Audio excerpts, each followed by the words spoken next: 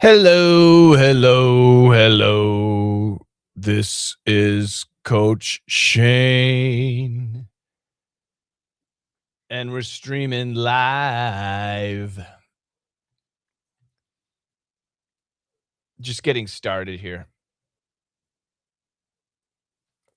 Can you guys see my board? If I slide back. Boop, boop, boop, boop. Yeah, what about if I go all the way back? That's blurry.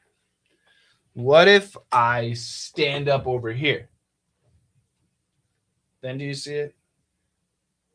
Stand back over here. No, it's just getting me.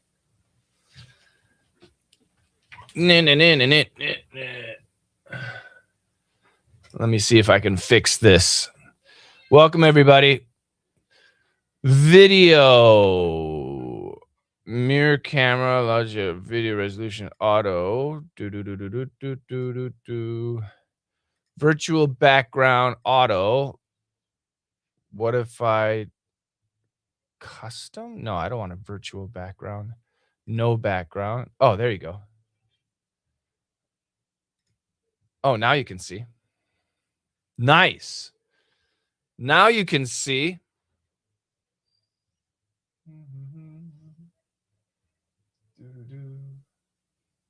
I'm going to talk about a couple of different things today.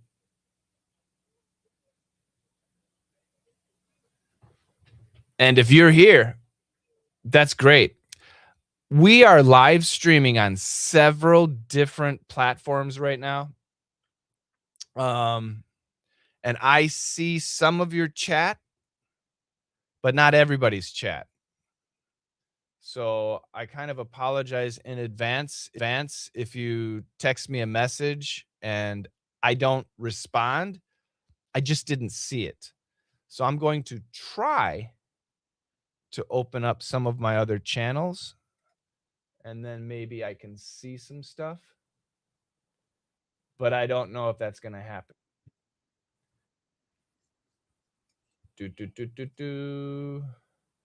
New tab. Thanks for watching, everybody. All right, here we go.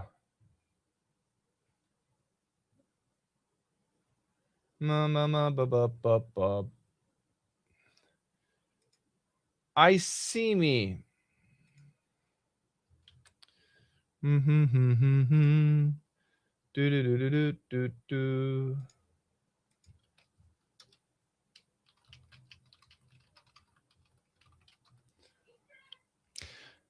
All right.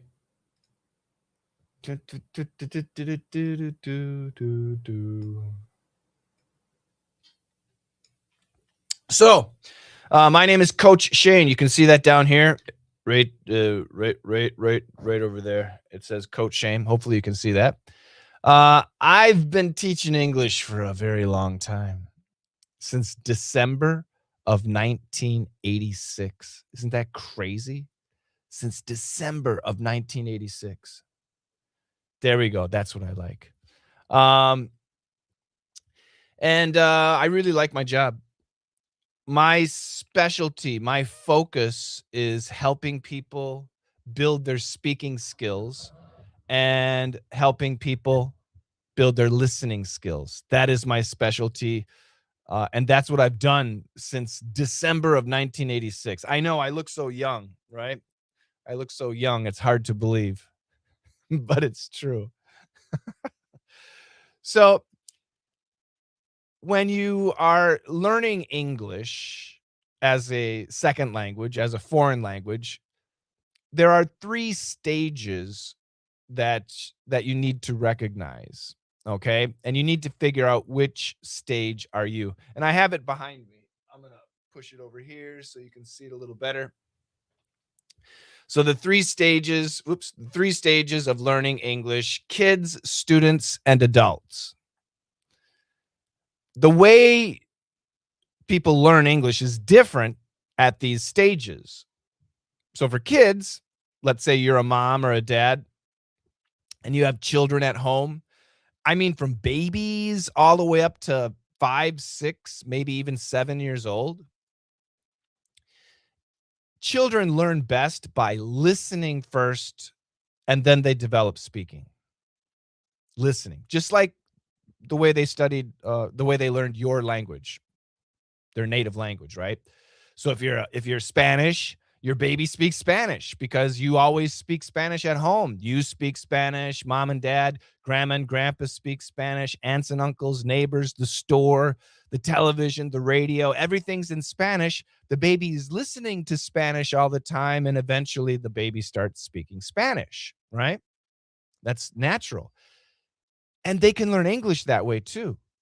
My son Mikey, he speaks poquito Spanish, 一点点 Chinese, and a wee bit French. How does he do that? Because mom and dad, we try to use those languages. We use those languages at home, just a little bit, but it's for fun.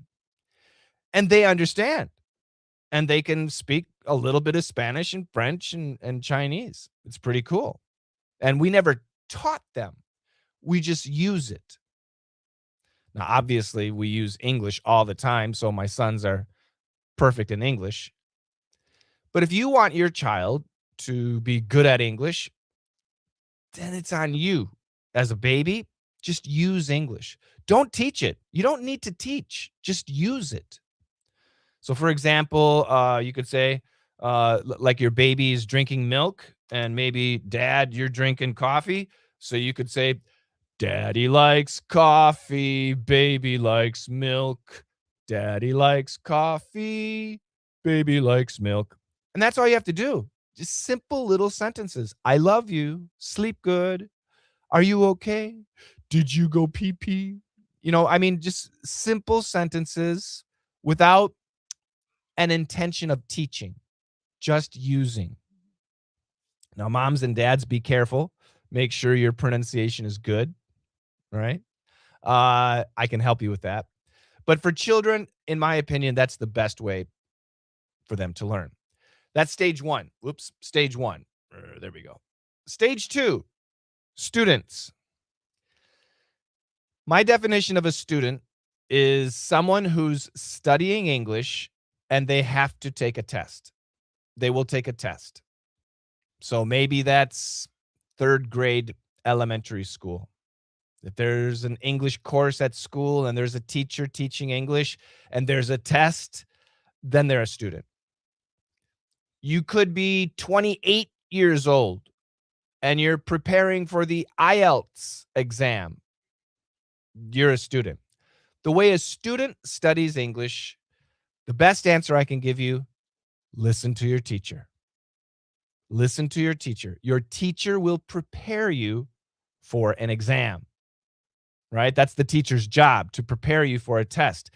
Your job as a student is to pass the test. So you need to listen to your teacher. You need to memorize a lot. Grammar, vocabulary, a lot of memorization. And for many people, when they memorize something, they memorize it for a test, and then after the test, it's gone. That's very common. Teachers teach academic English, and that's great. But when you're an adult, or simply when you're with your friends, we don't use academic language, right? The way a teacher teaches, the way a news anchor gives the news, it's not the way we talk to our wives or our husbands or moms or dads or children or friends. So if you're not a student, meaning you're not studying English for a test, then you're step three, adults. You could be 18 years old and be an adult. You could be, 35 years old, whatever. The point is, when I say an adult, there are no tests. You're using English for communication reasons. Communication is speaking and listening. And like I said, when we communicate between people, we don't usually use academic English. So a lot of the English that you studied in high school and college, it's good, but you're not really going to use it. It's I have a book. And this is a great book. It's 1,100 words you need to know. If you're a student and you're preparing for an exam, these are 1,100 words you need to know. But if you're an adult and you use English for business or for friendship, or you use English to watch TV shows or listen to podcasts, then these 1,100 words, you're not really going to use. You may, but not much. Communication, the language, the vocabulary is actually not as complicated as you think. Do you guys know the TV show Friends? Joey, Monica, Chandler, Rachel, Phoebe, and I'm missing somebody. Ross. Those 6 characters. You know the TV show, very popular TV show. Many people know it. Did you know that if you took every Friends TV show, all 10 years, every 240 episodes, and you took every conversation that they have, every single one, and you picked the most common words, 90% of every Friends TV show uses only 743 words. That's it. 90% of every single Friends TV show, the vocabulary, only 743 words. That's it. Now, the good news is you know those 743 words. The bad news is you don't know how to use them. Yeah, that's the tricky part. It's something that we teach.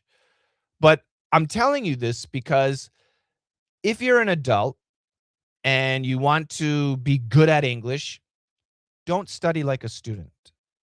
Don't put too much emphasis on vocabulary or grammar. You need to put emphasis on using English. Use the English that you know. Even if you can't remember much, you only know 20 words, whatever, you start using it. That's what you have to do. It's very important.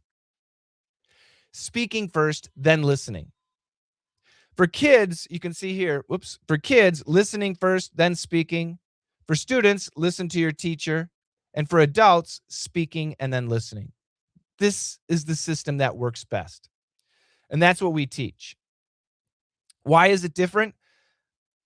As adults, you already studied probably 3 years of English in middle school, 3 years of English in high school, maybe more in college. You studied a lot of English. There is no more grammar to use, to study, to learn.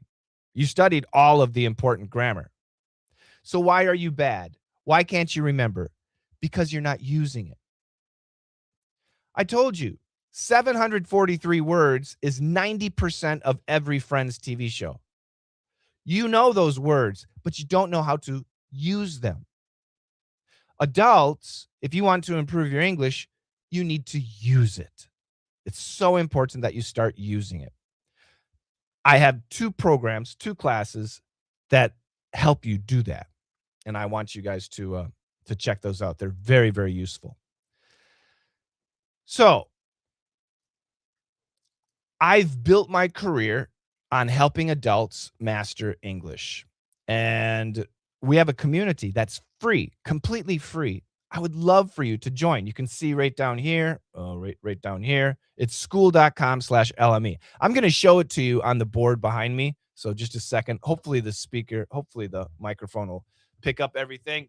I'll try and talk louder. Can you guys hear me? Let me know.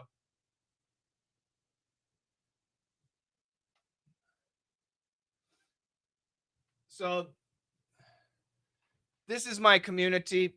It's called Let's Master English. The URL is skool.com/LME. It's free to join. You need an email address. That's all you need. So you can go here, skool.com/LME, and sign up. It's completely free, and I want you guys to join. We have so much in our community.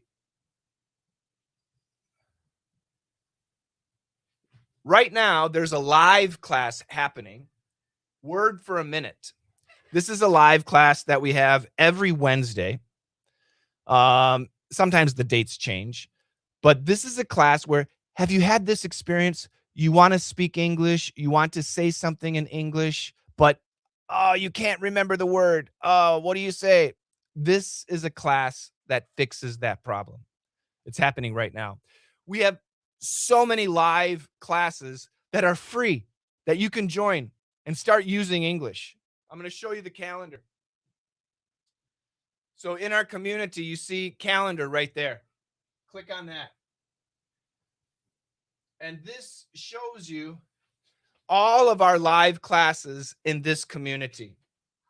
So today happens to be the 4th. Any live class, all of these are live classes, okay? All of these are live classes, but ones with pictures, you see the pictures? Those are open to anyone. They're free. Tomorrow, we have one. This is a speaking class. What about this one? What about this one? This one, this one?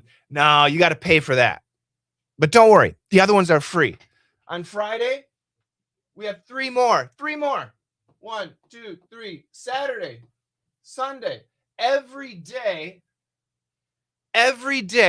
we have live classes that you can join and actually use English.